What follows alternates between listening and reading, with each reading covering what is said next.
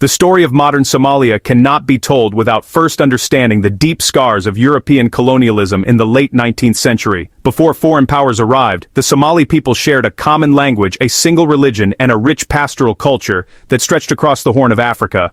They were a nation without formal state borders, organized into clans and families that moved with their herds across vast arid lands. This traditional way of life was irrevocably shattered when European empires, driven by strategic and economic ambitions, gathered at the Berlin Conference of 1884. There, without a single Somali present, they drew lines on a map, carving the Somali homeland into pieces that suited their own interests. This partitioning created what Somalis came to call the Five Somalias. The blue flag of the future Somali Republic would feature a five-pointed star of unity, with each point representing one of these lost territories.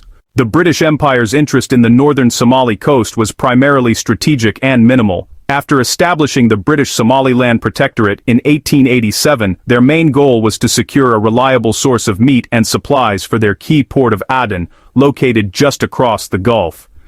This butcher's shop approach meant that London had little incentive to invest in the territory's development. Unlike other colonies, there were no grand plans for plantations, mines, extensive infrastructure.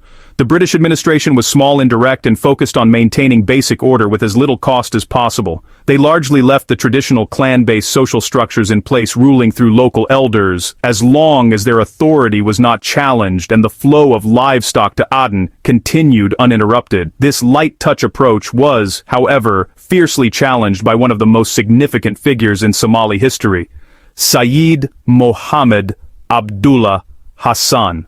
In stark contrast to the British approach, Italy viewed its southern Somali colony as territory for settlement and economic exploitation. After consolidating control, Italian Somaliland in 1905, the Italians launched an often brutal colonial project. They aimed to transform fertile lands along the rivers, Schabelle River, Juba River. They planned large agricultural plantations, bananas, cotton, sugar, for export to Italy. The colonial administration built roads, irrigation systems, and a new European-style capital, Mogadishu.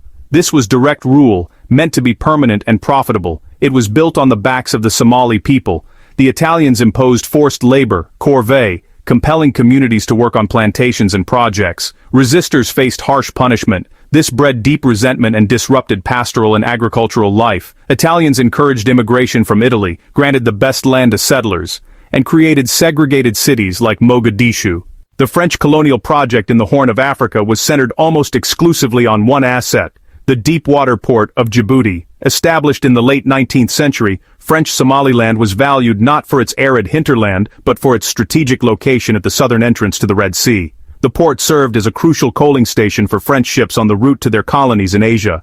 Madagascar. Its importance grew immensely with the construction of the Franco-Ethiopian Railway. The railway connected the port to Addis Ababa, making Djibouti the primary maritime gateway for the landlocked Ethiopian Empire. This economic lifeline ensured the colony's viability and defined its political and social dynamics for the next century. Unlike the British and Italians, the French were not concerned with uniting or administering a large Somali population. Their territory was small and ethnically mixed, home to the Isa clan of the Somali people. Afar people. The French colonial administration skillfully exploited the historical rivalries between these two groups to maintain control.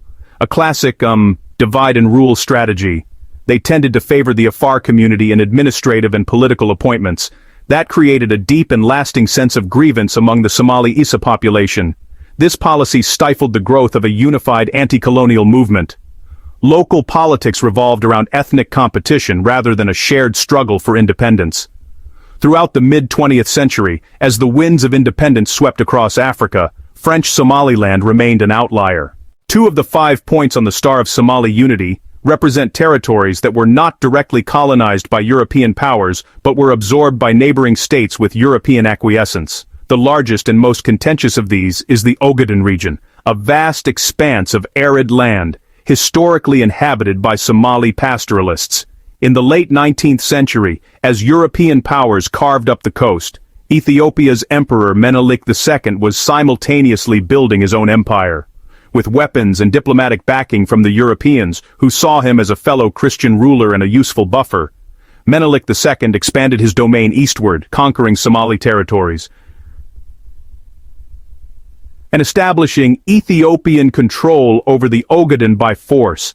This Ethiopian expansion was formalized in treaties signed with Britain, Italy, and France, which established the borders of the new Ethiopian empire at the expense of the Somali people. For Somalis, this was a brutal conquest by a foreign power, no different from the European colonialism on the coast.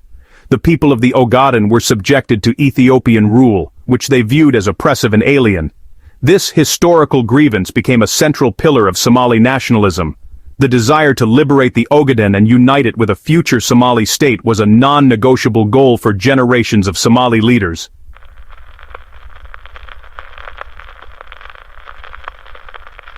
Embedding a deep and enduring rivalry between Somalia and Ethiopia that would define the politics of the Horn of Africa for the next century.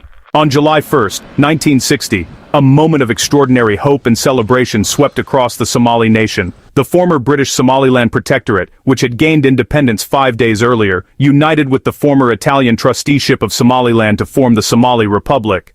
For the first time, 2 of the 5 points of the Star of Unity were joined. This union was seen as the first step toward the much grander goal of Greater Somalia, or Somali Wane. The new constitution enshrined the goal of uniting 3 remaining territories by peaceful and legal means: French Somaliland, the Ogaden, the NFD. The irredentist dream became the central ideology shaping foreign policy and national identity. But merging the 2 former colonies proved far more difficult than rhetoric suggested. Northerners had been educated in English. They were accustomed to common law. They favored decentralized administration. Southerners spoke Italian. They operated under a civil law code. They experienced centralized bureaucratic rule. These differences created immediate friction as elites competed for power. Ethiopia opposed Somalia's claims. Kenya opposed Somalia's claims. France and Djibouti opposed Somalia's claims. The Organization of African Unity upheld colonial-era borders. Ethiopia and Kenya formed a mutual defense pact against Somali expansionism. Somalia ended up diplomatically isolated. Mogadishu funneled budget into building a strong national army. Militarization came at the expense of economic and social development. Nationalist fervor curdled into frustration. That frustration helped trigger the military coup of 1969, bringing Siad Barre to power. He later launched the Ogaden War in 1977. The war marked the beginning of the end for both the dream of Greater Somalia and the Somali state. The borders drawn by colonial powers over a century ago continue to cast a long and dark shadow over the Somali people today. They are not merely lines on a map but deep festering wounds in the collective psyche of the nation. Political instability, protracted conflicts. Enduring fragmentation are direct consequences of this historical partition. The dream of uniting all Somali-inhabited lands ultimately led to devastating wars with neighboring states. The Ogaden War against Ethiopia, 1977 to 1978, ended in a catastrophic defeat for Somalia, shattering its military, economy, national morale, planting the seeds for the state's collapse a decade later. The colonial legacy also manifests in deep internal divisions. The hurried and imperfect union of the British and Italian territories in 1960 created a state with a north-south cleavage. Legal systems, administrative systems, educational systems were never fully harmonized, leading to feelings of marginalization, particularly in the north. That grievance helped spark the 1991 Declaration of Independence by the Republic of Somaliland, the former British Protectorate, which has functioned as a de facto state, separate from the turmoil in the south.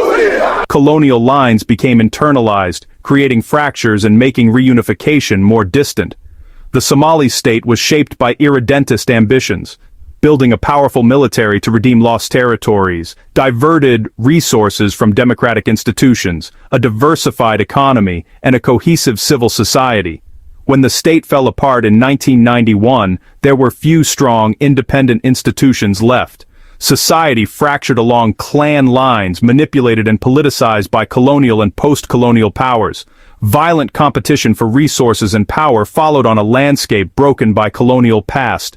Breakaway Republic of Somaliland, political instability in Mogadishu, tensions with Kenya and Ethiopia. We must look back to the scramble for the Horn. Decisions in European capitals created a legacy of division difficult to overcome.